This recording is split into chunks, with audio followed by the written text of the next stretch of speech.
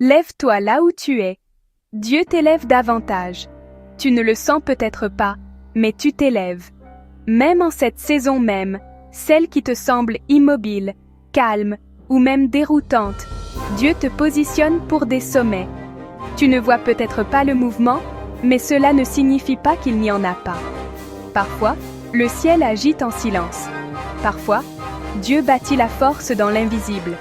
Tu vois, nous imaginons souvent que s'élever est une percée spectaculaire, un changement soudain où tout bascule du jour au lendemain.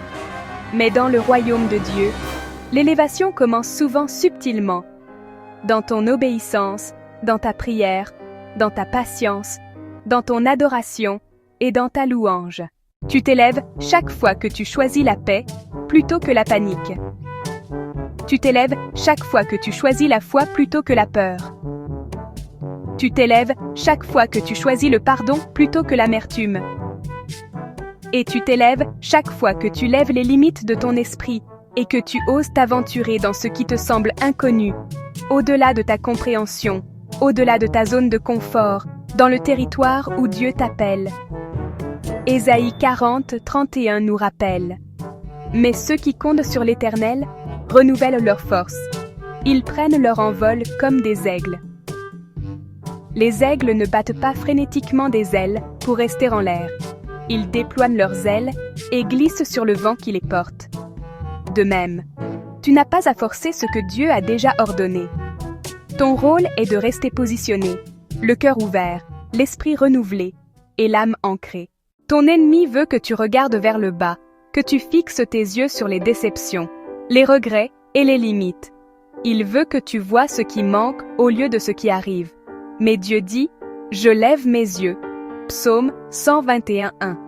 Parce qu'au moment où tu lèves les yeux, ta perspective change. Tu commences à voir, non pas ce qui a mal tourné, mais ce qui est possible. Tu arrêtes de magnifier le problème et tu commences à magnifier celui qui tient ses promesses. Ne sous-estime pas le pouvoir des petits pas. Même un progrès lent reste une ascension.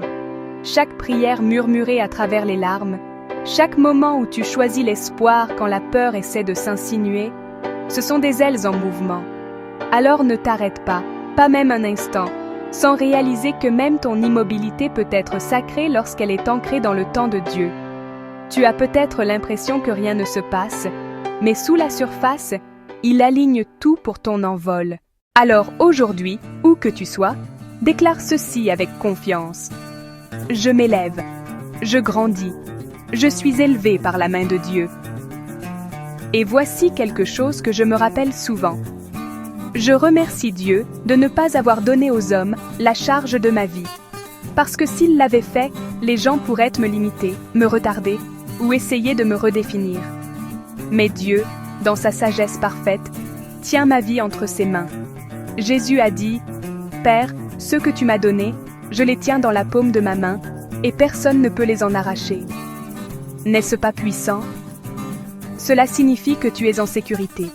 Tu es tenu. Tu es protégé. Même quand la vie semble incertaine, ton avenir ne l'est pas.